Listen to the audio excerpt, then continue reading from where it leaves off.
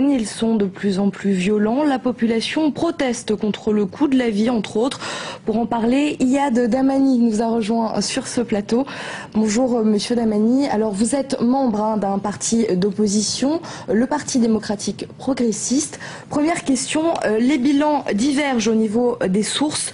2 personnes auraient été tuées à Talla. L'opposition parle, elle, d'une vingtaine de morts entre hier et aujourd'hui. Le gouvernement vient de se prononcer par elle d'un bilan de 8 personnes tuées.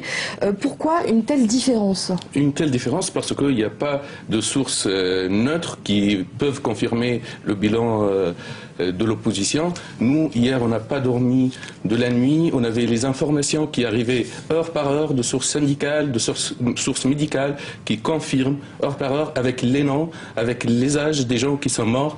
Et on est sûr des informations qu'on donne aujourd'hui. Malheureusement, le gouvernement continue dans sa politique de fermeture médiatique et il veut toujours cacher la réalité du pays comme il le fait depuis maintenant 23 ans. Et des militaires auraient été aperçus dans cette région, justement. Est-ce que vous avez des précisions? Les militaires aujourd'hui, ils sont dans la ville de Kasserine, ils protègent des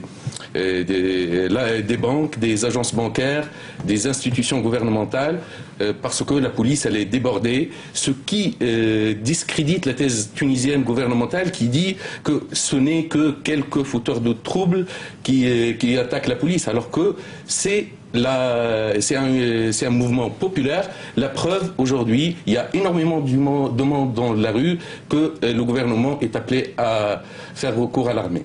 Alors justement, qu'est-ce que fait le gouvernement concrètement, finalement? Le gouvernement ne fait rien parce qu'aujourd'hui, il y a une faille entre le gouvernement et la population. Ce gouvernement n'a plus aucune crédibilité dans le pays. Le pays a besoin de faire des réformes, toute une liste de réformes contre la corruption, pour l'emploi, pour la situation sociale et économique. Aujourd'hui, ce gouvernement n'a plus ni la légitimité, ni la capacité de mener à bien ces réformes. Merci beaucoup, Iyad Damani, pour toutes vos précisions et cet éclaircissement. Merci. Les États-Unis